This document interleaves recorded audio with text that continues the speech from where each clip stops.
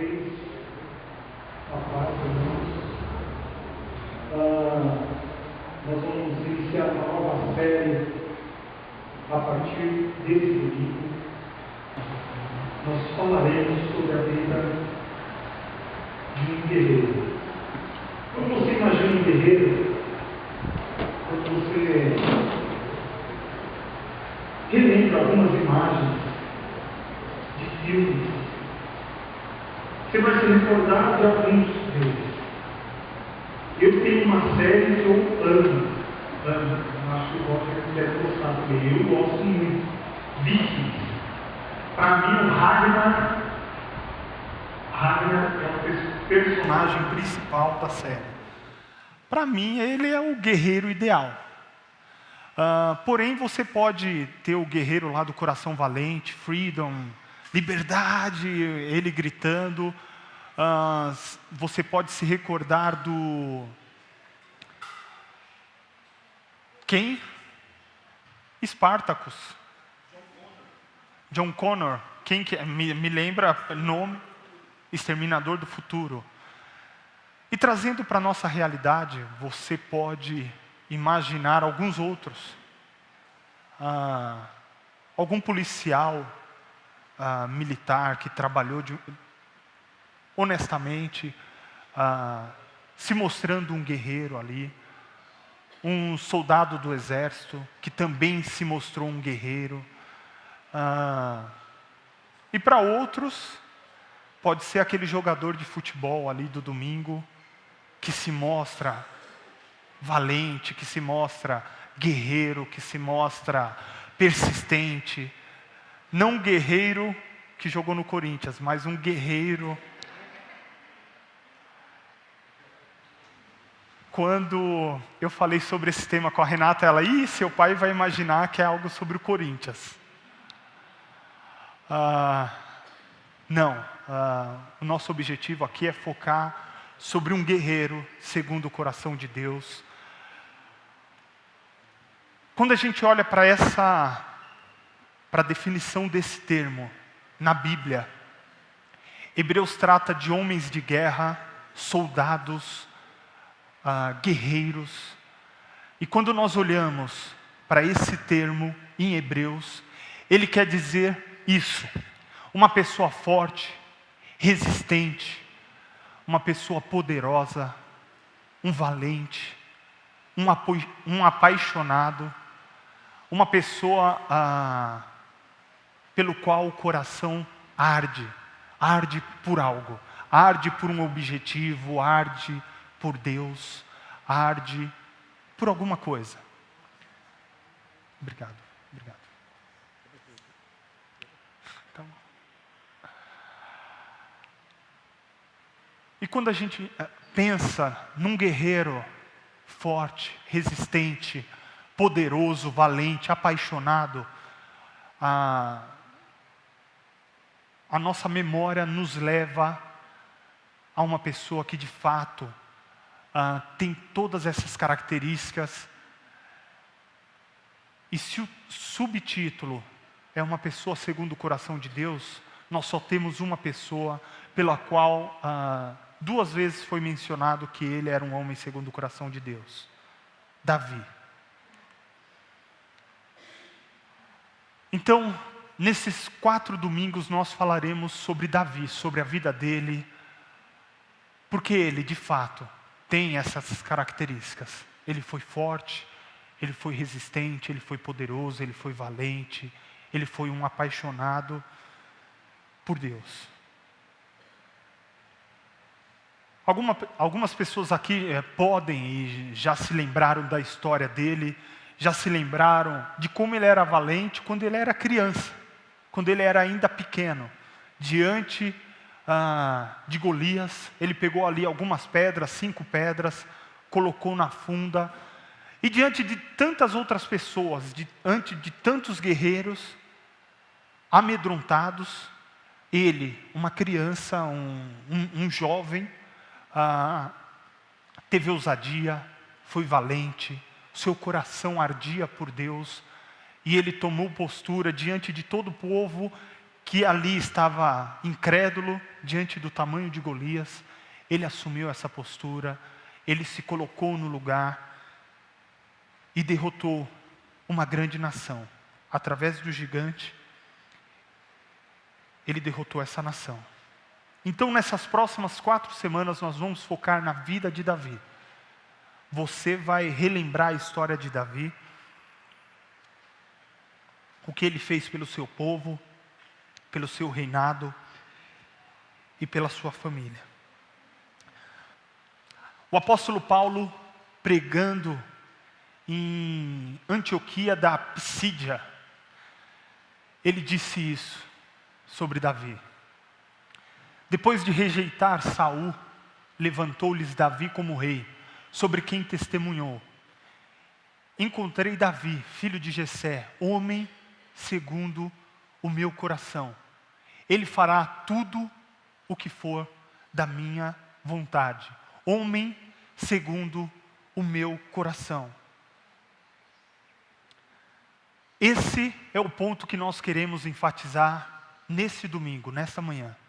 Pessoas que busquem fazer a vontade de Deus, das quais possam ser declaradas pessoas segundo o coração de Deus, segundo o meu coração. Pessoas que farão tudo o que for da vontade de Deus. Adultos, crianças, jovens, homens e mulheres que tenham um coração ardente por fazer a vontade de Deus. Homens e mulheres segundo o coração de Deus. E aí você pode pensar, algumas pessoas foram para a história de Davi e Golias.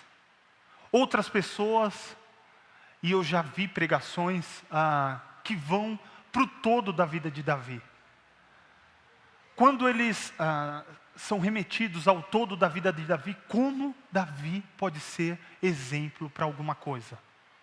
Como Davi pode ser exemplo para mim, para você?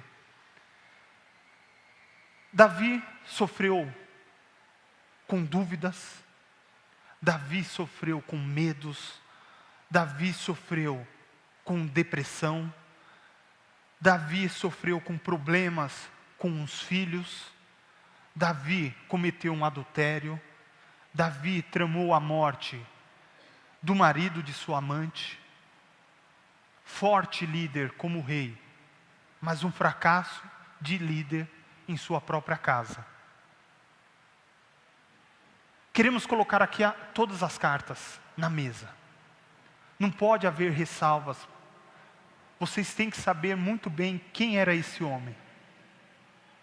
Um homem que sofria como você sofre, medo, tristeza, dúvida, que às vezes em casa não é um bom administrador do próprio lar, que às vezes pode se mostrar durão lá no emprego, ou aqui na igreja, um crente espiritual, mas durante a semana sofre de todos os temores.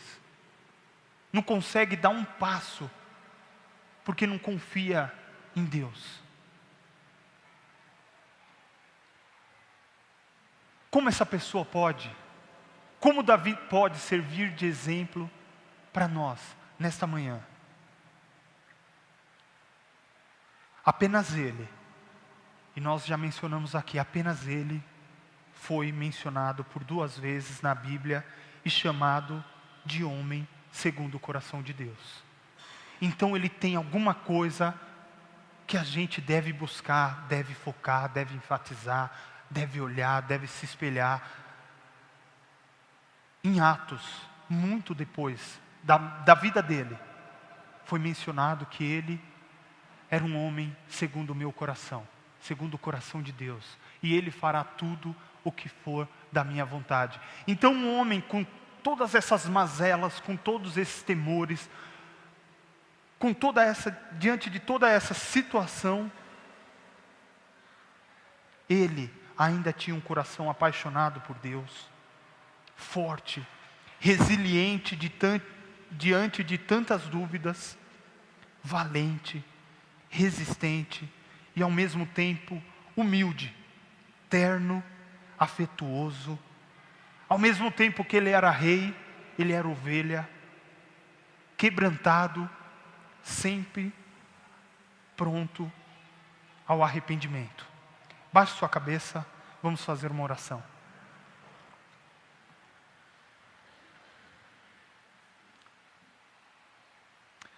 Deus, nós te agradecemos, porque o Senhor se faz presente no nosso meio. O Senhor já tocou os nossos corações através dos cânticos, através do nosso irmão. Continua falando conosco através da Tua palavra. E que nesse momento as nossas atenções sejam voltadas para ela. Fala conosco. Em nome de Jesus. Amém.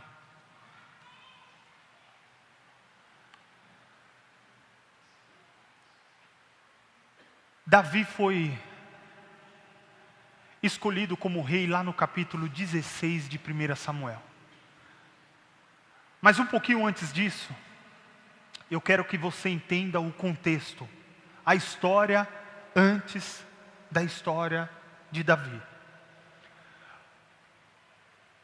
Israel passou por um período onde homens eram levantados como juízes, como líderes. Um período grande, dos quais foram levantados 15 líderes. Dentre eles podemos mencionar alguns: Débora, Gideão, Sansão.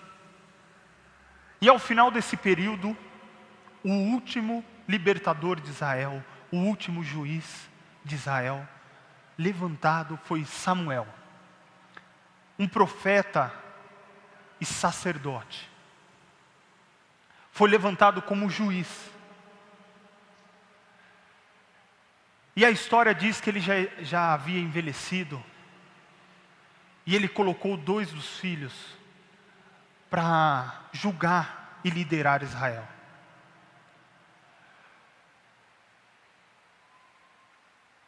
Abias e Joel. Joel e Abias. Joel é o mais velho.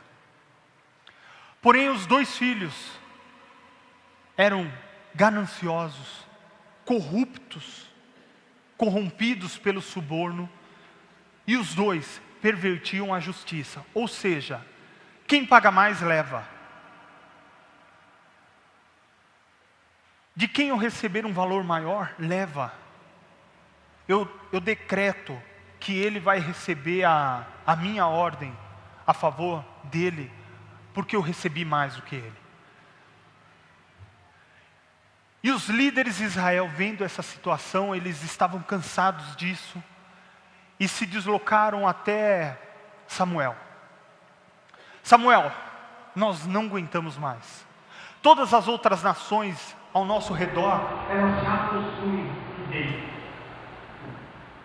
Apenas nós estamos nessa situação. Uma hora levanta um, outra hora levanta outro, e agora os seus filhos. Só que eles não andam no caminho que você anda. Eles andam em outro caminho. No caminho da corrupção, no caminho da ganância, no caminho da injustiça. Escolhe para nós um rei. A gente não aguenta mais essa situação. Escolhe para nossa nação um rei que possa governar sobre nós. Samuel nessa hora ficou entristecido. E aí Deus fala uma palavra direta ao coração dele.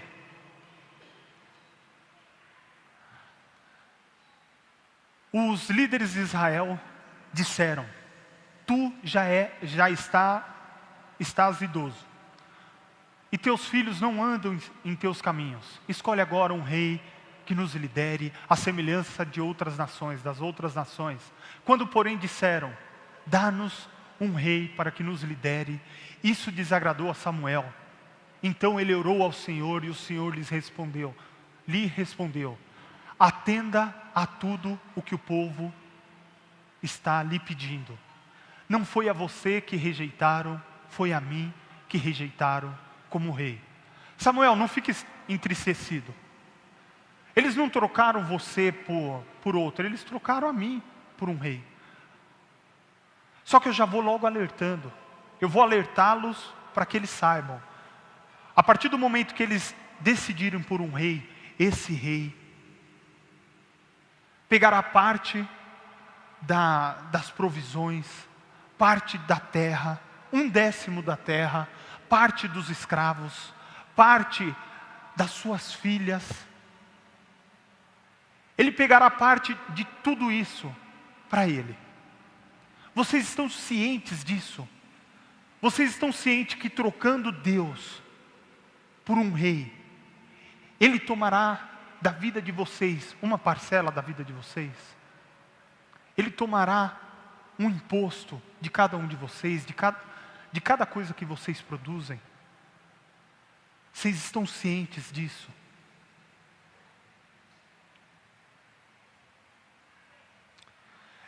Deus acaba permitindo que o povo sofra as consequências de sua escolha.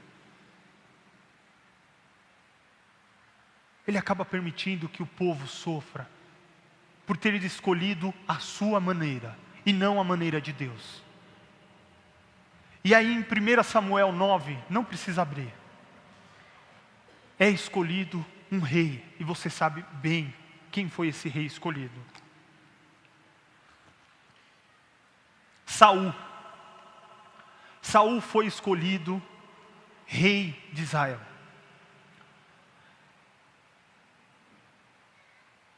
Saul era filho de um homem rico, influente, bem-sucedido. E não apenas isso. Saul era jovem, bonito, alto, popular entre os seus amigos. E o texto diz que não havia quem pudesse se comparar a ele. Não havia quem chegasse a ser comparado a ele. Ele era bonito, ele era alto, popular, filho de um homem rico, influente e bem-sucedido. Mas por dentro, ele era orgulhoso, impaciente, em alguns momentos bipolar, paranoico, e se mostrou muito, muito violento.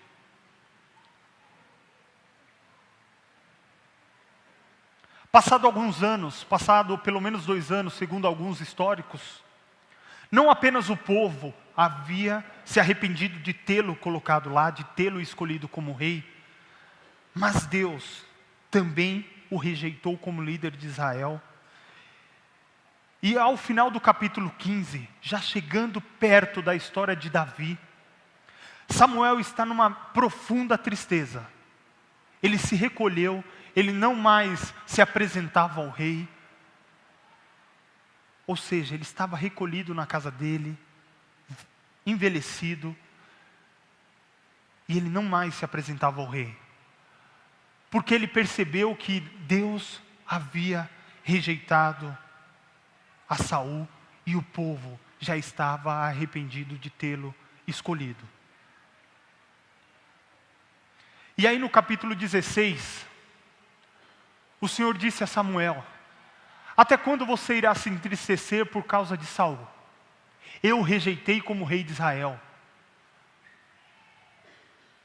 Levante-se, acorde, desperte, enche um chifre com óleo e vá a Belém. Eu enviarei a Jessé. Escolhi um de seus filhos para ser rei. Samuel, porém, disse: como poderei ir? Aqui você já vê, 2 anos depois, aqui você já vê como que era o reinado de Saul. Como que era o período em que Saul reinava. Todos nós, sabendo que Samuel era um profeta, todos nós o respeitaríamos. Aonde você quer ir? Quer uma carruagem? Vou levar. Porque é um homem de Deus. Saul era tão tirano que o próprio profeta tinha medo de ir adiante, de ir até Belém. Se Saul souber disto, ele me matará. O Senhor disse: leve um novilho com você e diga que você foi sacrificar ao Senhor. Saul reinou por 42 anos. Quando Deus falou isso com Samuel, era apenas o segundo reinado de Saul. Ou seja, tem mais 40 anos de reinado aí pela frente. 40 anos de reinado aí pela frente. Ou seja, Deus já estava trabalhando na vida de Davi a partir do segundo ano de reinado de Saul.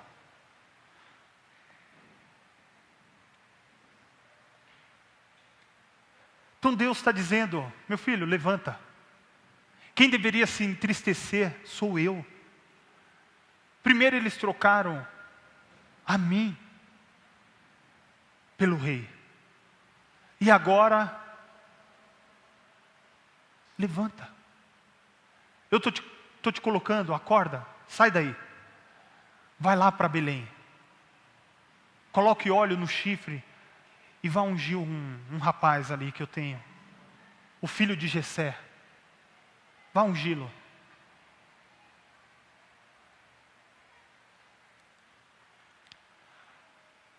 Quando chegaram, Samuel viu Eliabe, filho de Jessé, e pensou: com certeza este aqui é o que o Senhor quer ungir. Parece que Samuel não aprendeu com a lição. Ele tinha ungido o bonitão, o mais alto, o mais influente, o mais rico, e Samuel não aprendeu com isso. Diante da visão de um menino esbelto, de um menino forte, musculoso, esbelto, na flor da idade, Samuel falou: Deus coroou de sucesso a minha jornada, e está aqui. Eu estou diante do próximo rei de Israel, de um homem esbelto. Estou aqui diante do rei. E aí Deus diz: eu estou escolhendo um guerreiro. Eu não estou escolhendo esse aí. Qual que é o processo de convocação de Deus? O Senhor, contudo, disse a Samuel: não considere a aparência, nem a altura, pois eu o rejeitei. O Senhor não vê como o homem vê. O homem vê a aparência, mas o Senhor vê o coração. Você está olhando aí para a fisionomia, para o aspecto físico. Você pode olhar para os irmãos aqui e falar: nossa, bonitos, cheirosos. Alguns sim, outros não, vão só tomar banho hoje à noite. Mas na maioria, esbeltos.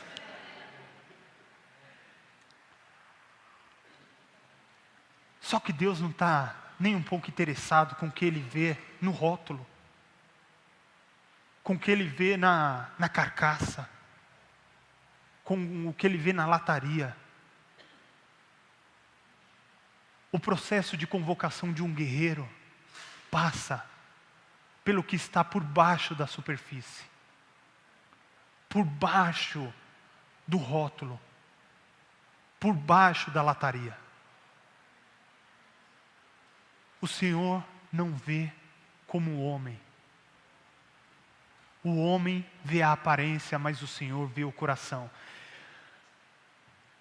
Passa o segundo filho, Abinadab. Não. Vai-te embora. Não é você. Não é você. Você não é esbelto. Já não passou na escolha. Passa Samar. Deixa eu ver se é ou não é. Não. Pode passar. Não é você. Deus está falando que Ele quer um guerreiro. Ele quer um homem valente. Ele quer um homem que o coração seja apaixonado por Ele, que o coração tenha uma ardência por Ele. E esses aqui não passaram no critério. Esses aqui são... Tinha um ditado, meu pai gostava muito de dizer esse ditado: por fora, bela viola, por dentro, pão bolorento.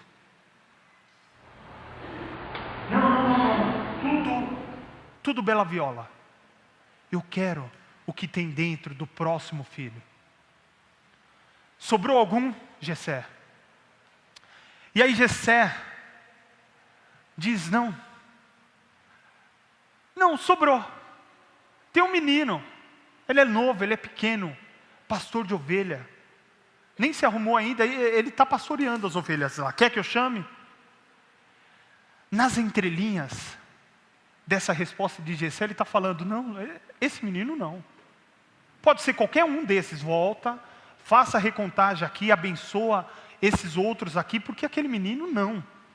Ele não tem capacidade, ele não tem altura, ele não tem fisionomia, ele não é esbelto, ele não é nada. Ele é apenas um garotinho pastor de ovelhas. Esse aí não pode ser. Samuel disse: traga-o aqui. Não nos sentaremos para comer até que ele chegue. Então Jessé mandou chamá-lo e ele veio. Ele era ruivo, de belos olhos e boa aparência. Tem gente que acha que Davi era muito bonito. Davi não era muito bonito não. Se você comparar a expressão que eles usam em relação a Saul com Davi, Davi só tinha uma boa aparência. Era bonitinho. Então o Senhor disse, bonitinho é feio arrumado. Tinha belos olhos, não era nada. Então o Senhor disse a Samuel: é este. Levante-se e unja-o. Samuel então apanhou o chifre cheio de óleo e ungiu na presença dos seus irmãos e dos líderes daquela região. E a partir daquele dia, o Espírito do Senhor apoderou-se de Davi. Gente, quem conseguiria escrever uma história com essas cores, com essa diferença? Nenhuma novela da Globo consegue isso. A da Record é. A da Record é capaz. E o que nos fascina, e o que é incrível nessa história, e podemos aprender com ela, é que Deus está buscando, e Ele busca hoje, homem ou mulher, jovem ou criança, para ser usado, pessoas para serem usadas segundo o seu propósito. E Ele não está nem aí, Ele não está nem um pouco preocupado com os padrões que nós valorizamos. Ele está dizendo que Ele não pensa e que Ele não se importa com o que o mundo pensa. Os homens ficam impressionados com a aparência, mas Ele está preocupado com o que acontece por dentro do homem, no coração, na mente de cada pessoa. O que o mundo valoriza? O que importa para o mundo hoje? Poder, posição, status, inteligência, estatura física, fama.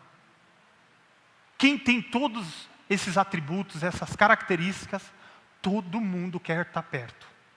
Ah, eu quero ser como ele. Ah, eu queria ter uma inteligência como essa pessoa. Porque é isso que importa hoje, é isso que é valorizado. E o que nos fascina nessa história é que Deus não está nem aí para o que o mundo pensa ou para aquilo que importa para o mundo. Poder, posição, inteligência, estatura física, fama. Existe uma pesquisa, e olha como isso é interessante, que diz que homens que medem mais de 1,80 m nos Estados Unidos, recebem até $1.000 ano em relação a uma pessoa que mede 5 centímetros a menos. Eu também, tenho 1,76. Me lasquei. Coloca o sapato mais alto. Um tamanco. Mais ou menos $1.000 a menos em relação. É isso que o mundo valoriza hoje. Fama, poder, status, aparência física.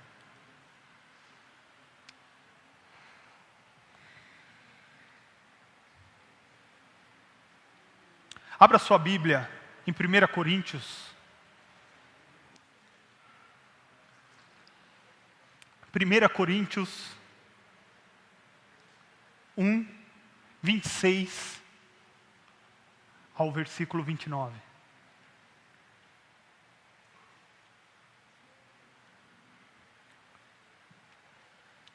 Irmãos, pensem no que vocês eram quando foram chamados. Poucos eram sábios segundo os padrões humanos. Poucos eram poderosos, poucos eram de nobre nascimento. Mas Deus escolheu as coisas loucas do mundo para envergonhar os sábios. E escolheu as coisas fracas do mundo para envergonhar as fortes. Ele escolheu as coisas insignificantes do mundo, as desprezadas e as que nada são, para reduzir a nada os que são, para que ninguém se vanglorie diante dele. Querido, se você é feinho, se você é baixinho, se você se acha quase nada, Deus te escolheu para confundir as coisas loucas dessa vida, para confundir os padrões desse mundo. Aquilo que importa, o poder, posição, inteligência, estatura física e fama, Deus te escolheu. Deus te escolheu. Então, se você olha para uma pessoa ao lado, ele é feinho, mas Deus escolheu. Ele escolheu as coisas loucas dessa vida para que para que não brotasse no nosso coração, eu sou demais. Não, para que nós dependêssemos dele. Amém? Então, o que de fato importa para Deus? Se o poder, posição, inteligência, estatura física, fama, se ele não valoriza nada dessas coisas, o que de fato importa para Deus? O que importa? A condição espiritual do seu coração. O que importa para Deus é a condição do seu coração. Que coração é esse? Aquele que bate sangue? Aquele que está entupido por tanta gordura que você come? Não. Não é esse coração. Coração é aquele onde Deus pode habitar. De onde provém os seus sentimentos, de onde provém as suas decisões. É esse coração do qual a gente está falando aqui nesta manhã. Desse coração, não é o coração que bombeia. É o coração morada e habitação de Deus. Mas, por que isso importa? Por que o coração importa tanto para Deus? 1 Samuel 16:7. O Senhor, contudo, disse a Samuel: não considere a sua aparência nem a sua altura, pois eu o rejeitei. O Senhor não vê como o homem. O homem vê a aparência, mas o Senhor vê o coração. E por que o coração de fato é tão importante? O coração é importante porque dele provém os seus pensamentos, a sua vontade, os seus sentimentos e as suas decisões. Provérbios 4:23 diz: acima de tudo guarde o seu coração, pois dele depende toda a sua vida, pois dele depende tudo o que você faz. Então o coração é importante? Sim, muito importante. E a convocação de Deus para guerreiros nessa manhã passa pelo coração, não passa pela sua estatura, pela sua fama, pelo seu poder, pela sua posição, pela sua inteligência, mas pelo coração, porque dele provém todas as coisas da sua vida. Tudo que você faz provém dele, seus sentimentos. Estou chateado ou não, minhas vontades, vou servir a Deus ou não, meus pensamentos e as minhas decisões. Tudo passa por ele, por isso ele é de extrema importância. E por isso ele é o principal critério de avaliação de um guerreiro para Deus. Deus podia ter escolhido Eliabe, Abinadab, Samar, mas ele estava vendo o coração de um guerreiro ali, destemido, valente. Tem 3, 4 metros, 2 e pouco? Não. Não vem com essa armadura não, que é muito pesada, vai me imobilizar. Me deixa com as ferramentas que eu tenho aqui, porque eu confio no Deus que me preparou desde o momento quando eu era pastor de ovelhas. Eu sei em quem tenho crido.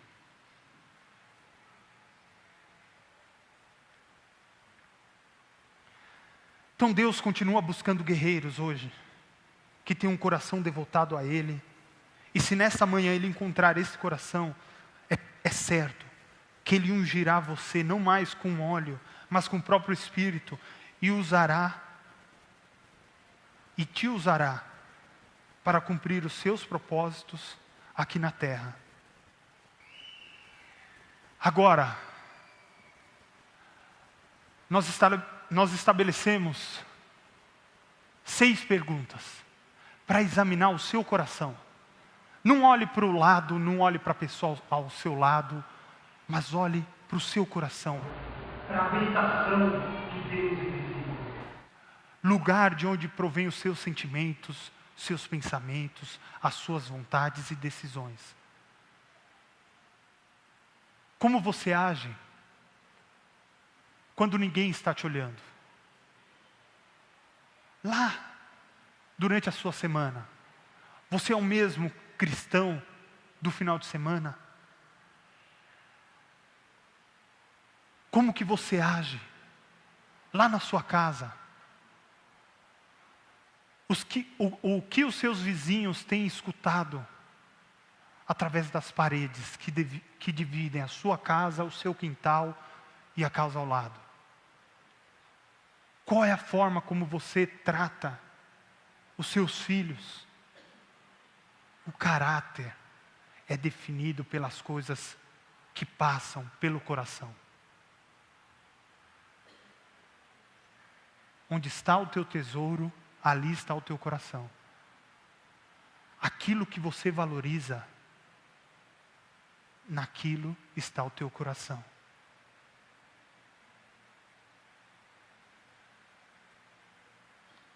Nós já dissemos aqui que Deus está buscando o que está debaixo da superfície, o que está debaixo do rótulo, o que está debaixo da carenagem, da carcaça.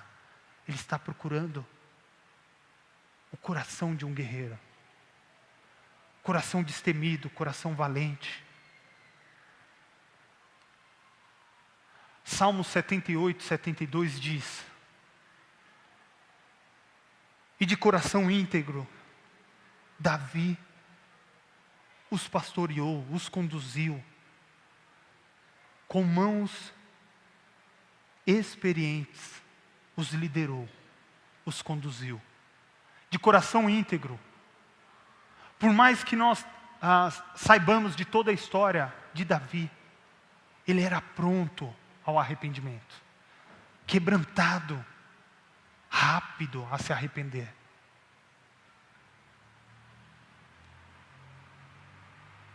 Segunda questão: como você responde quando Deus diz, espere?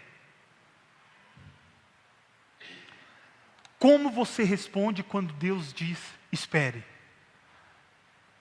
Só quero estabelecer um exemplo aqui. Saul havia combinado com Samuel, mais ou menos no capítulo 13 de 1 Samuel. Saul, vá para a batalha, lute com os filisteus, Em mais ou menos 7 dias eu estarei lá contigo e nós faremos uma oferta ao Senhor. Eles estavam em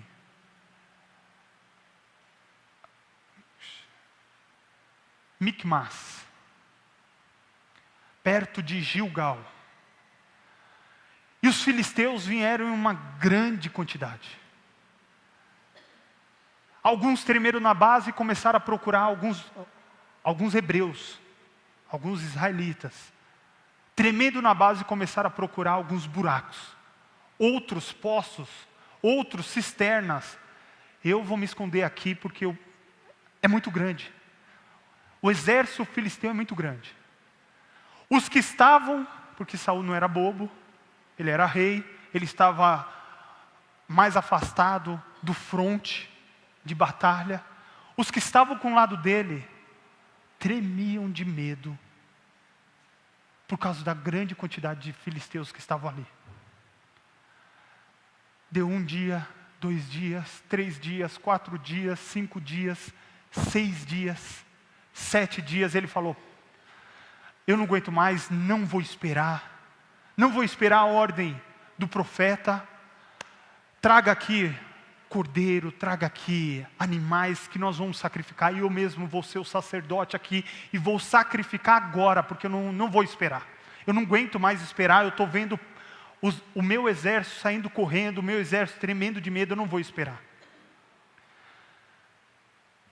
Quando ele estava fazendo isso, um pouco depois, Samuel chega, e Samuel fala: o que você fez?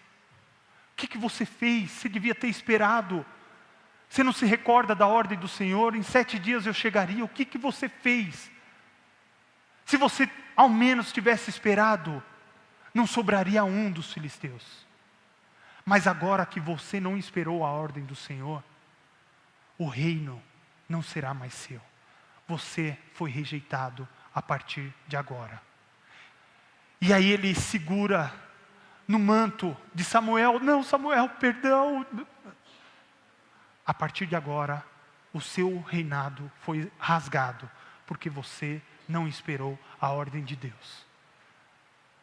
E às vezes a gente brinca no nosso dia a dia com algumas ordens de Deus. A gente acha: não, Deus é muito mais compassivo hoje, Ele é diferente do Velho e do Novo Testamento.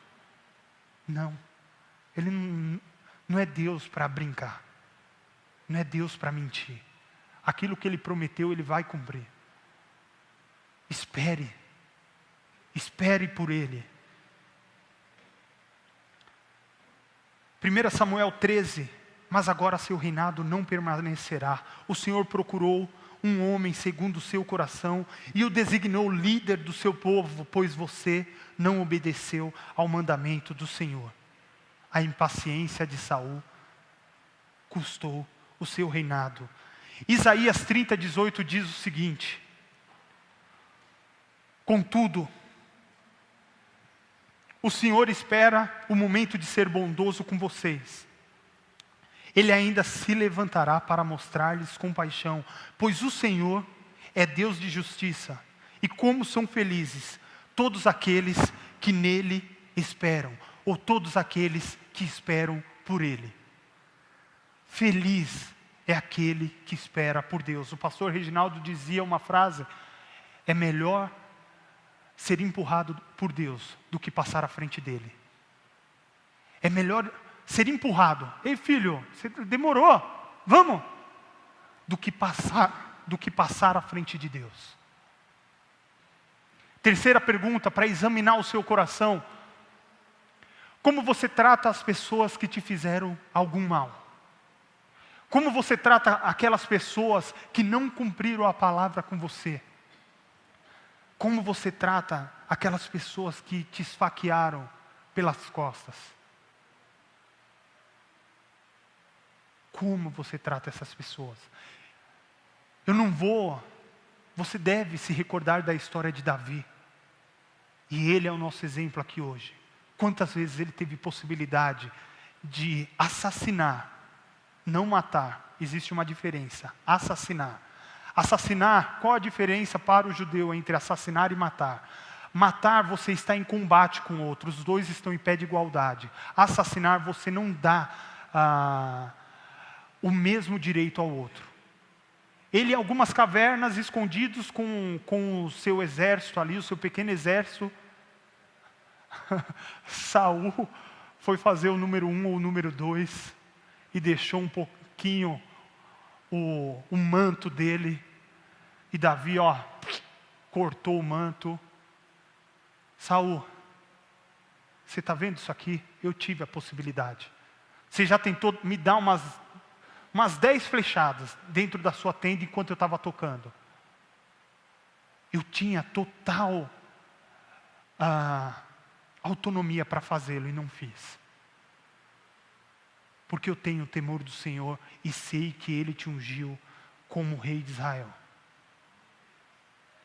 Como você trata as pessoas que te fizeram algum mal? 1 Pedro 2:21 diz o seguinte: para isto vocês foram chamados, pois também Cristo sofreu no lugar de vocês, deixando exemplo para que vocês sigam os seus passos. Ele não cometeu pecado algum e nenhum engano foi encontrado em sua boca. Quando insultado, não revidava. Quando sofria, não fazia ameaças, mas entregava-se àquele que julga com justiça. Como você trata? 1 Pedro 2:21 e 23. Entregue, querido, a sua situação àquele que julga com justiça. Entregue a sua situação a Ele que pode julgar com justiça.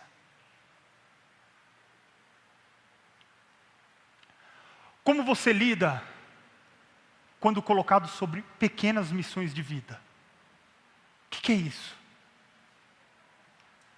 Você deve se recordar que eu falei aqui que Davi foi ungido em que ano do reinado? No segundo. Davi poderia falar: opa, agora, eis aqui o ungido do Senhor. Eis aqui o rei. Agora eu vou me sentar no trono. Tocar harpa? Apacentar ovelhas? Você está de brincadeira. Eu sou o rei. Irmãos, Eliabe, Abinadab, agora vocês têm que me respeitar, porque eu sou ungido.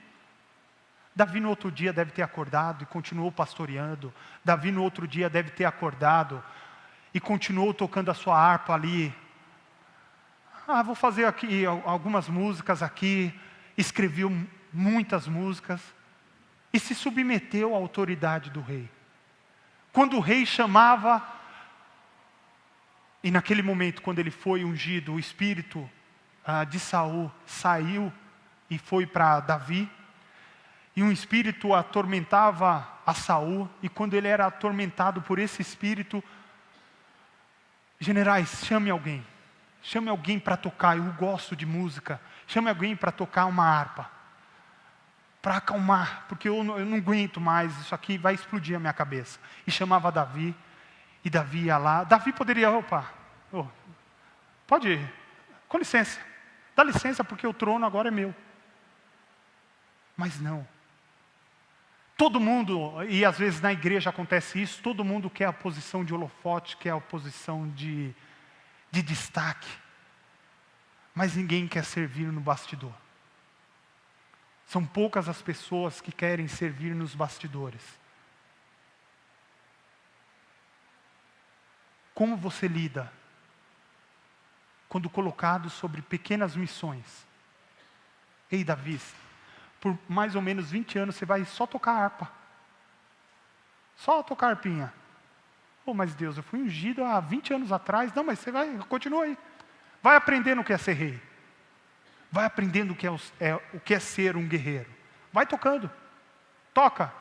Agora você já é um cabo. Agora você já é um tenente. E agora você já é um general. Vai fazendo isso. Eu te ungi lá atrás, mas eu quero que você cresça. A gente se esquece do texto de Lucas 16:10 que diz: quem é fiel no pouco, também é fiel no muito. E quem é desonesto no pouco, também no muito é desonesto.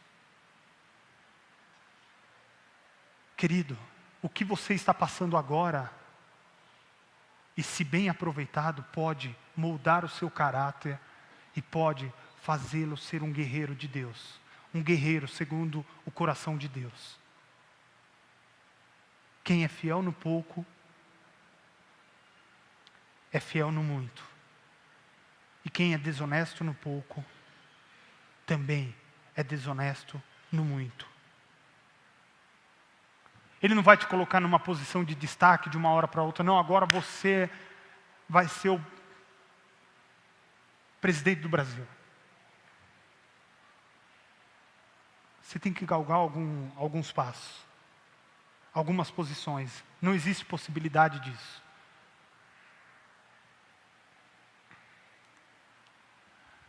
Como você responde quando está em pecado? Como você responde quando você é pego em pecado? Você é orgulhoso?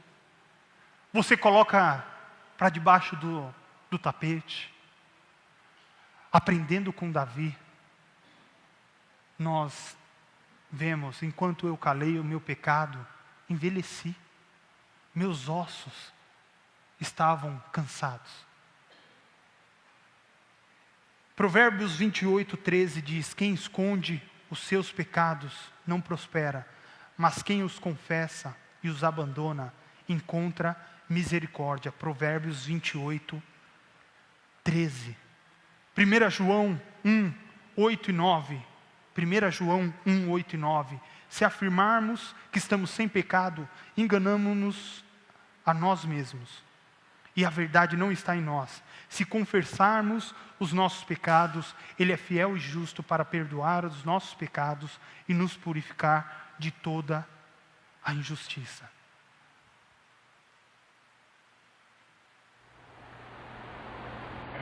Números 32:23 ou o contrário, 23:32. Tem um versículo que para mim é assim assustador, que fala: e o teu pecado te encontrará. E o teu pecado te encontrará. Ou seja, fique calado, a bola de neve vai só crescer, e o teu pecado te encontrará. Você será exposto. Davi tinha um coração quebrantado. A partir do momento que eu vou me voltar para Deus, vou ficar lá na frente do templo esperando a abertura das portas do templo, porque eu vou adorá-lo, eu vou pedir perdão, vou sacrificar. Eu quero estar na presença dEle, eu anseio por estar na presença dEle dia após dia. Tenha um coração quebrantado, um coração pronto a pedir perdão. O que Deus está procurando nesta manhã, então?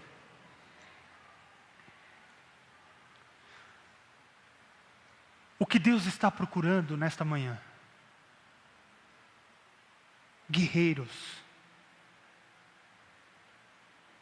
que tenham um coração colocado diante do Senhor.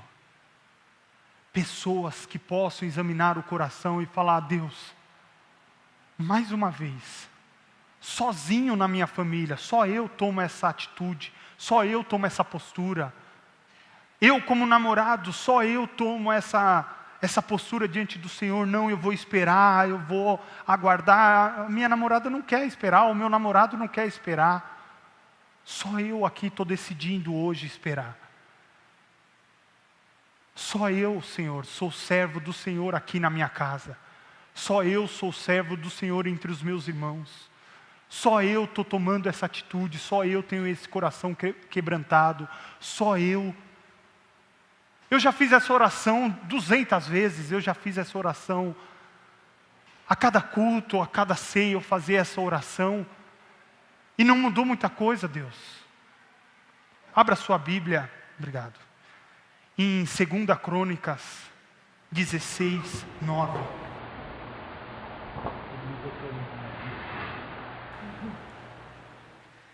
2 Crônicas 16:9. Pois os olhos do Senhor estão atentos sobre toda a terra para fortalecer aqueles que lhes dedicam totalmente o coração.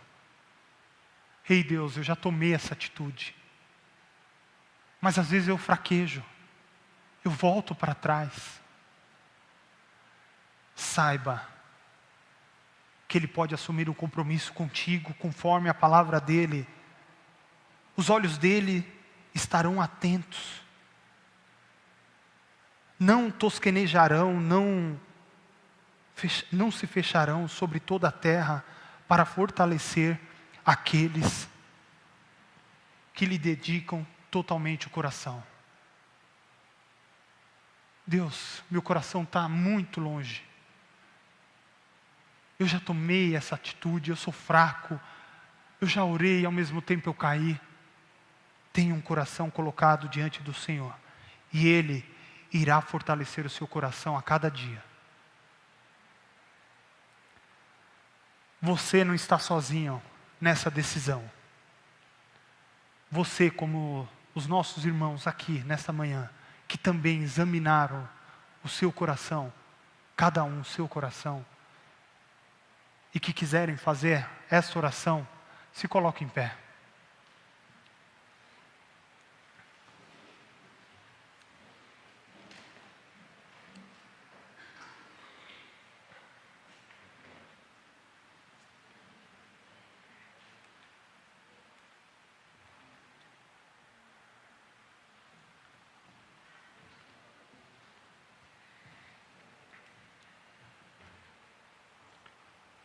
Deus, nós te louvamos pela Tua palavra. Pai, que nós possamos ter um coração de guerreiro, valente, resistente, ardente pelo Senhor, apaixonado pelo Senhor. Pai, que nós possamos não mais olhar para a aparência das pessoas, para a estatura física, para saber se ela é mais espiritual ou não, porque nós sabemos a partir dessa manhã que o que de fato importa para o Senhor é o coração. De onde provém todas as coisas, decisões, vontades, sentimentos. Para que nós possamos entregar o nosso coração ao Senhor, que nós possamos abrir a porta do nosso coração ao Senhor, que nós possamos ser íntegros no momento que ninguém está nos olhando, que nós possamos ser os mesmos que somos quando estamos na igreja, que nós possamos tratar os outros como teu filho tratou aqueles que aqueles que o insultaram.